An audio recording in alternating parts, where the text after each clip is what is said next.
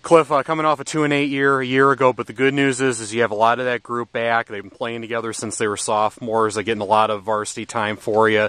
How beneficial can that be for you guys here in 2015? Well, it's huge, and you got to go back to the fact that last year and the year before we had a senior class of 5 and 5, and so that's difficult to when you have that tiny of a senior class to really get the experienced group out there. So that was one factor for us last year, just having a very tiny senior class. The other factor was that we just had a slew of injuries.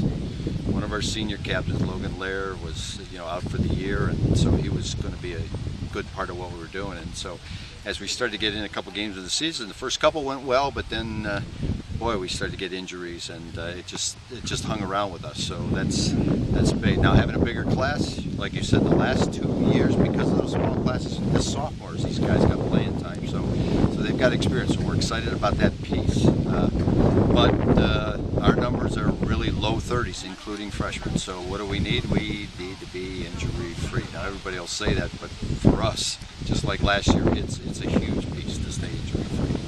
9 two-way starters this year. That can be a good thing with cohesion, but obviously if the injury thing crops up again, it can be not so good. How much of a balancing act can that be as far as having the two-way starters? Right. There's a lot of guys, and what we always do is, especially as we get in these first couple of weeks, is to just see if there's somebody that's emerging that we didn't know about. Last year was like, well, I don't know, but you want to see who's emerging that might take a little bit off. I mean, sometimes we got to get the guys that are out there a lot. You got to give them a breather somewhere during the game, okay? And so, who's that young man that might just be stepping up and be able to help us in that regard? And that's what you try and evaluate as we go through the first few weeks. And we're just really getting in the pads right now in the last few days. So we're still kind of experimenting and looking and seeing what that looks like. But you're always hopeful that you're going to get a couple of guys, and you usually do.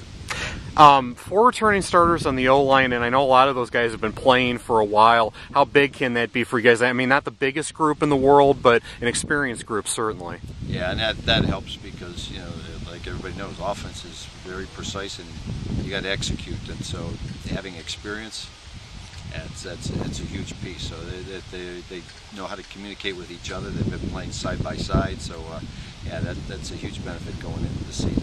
Run defense was a concern last year. You guys gave up about 39 points a game during that 8-game losing streak to close the year. What do you guys need to do to tighten up the run defense to ensure it's a little bit better this year? Yeah, well, and Gary Moses is our defensive coordinator, and he's been with us a long time.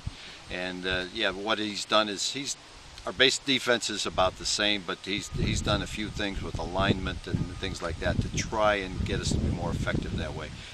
A lot of that last year was injury problems, and staying healthy is huge, but also, just alignment that might make us, if you can, you don't want teams to beat you on the ground. How hungry is this group to do better than 2-8 last year, having been together for a while? Obviously, 2-8 is uncharacteristic around here, so how hungry is this group to do better this year? Yeah, well, they were a group when they came in as freshmen that were a playoff team, and then the year after, pretty successful. So they know what that feels like, and that's the thing that they expect, and that's what they want to do. So they're anxious to get going. And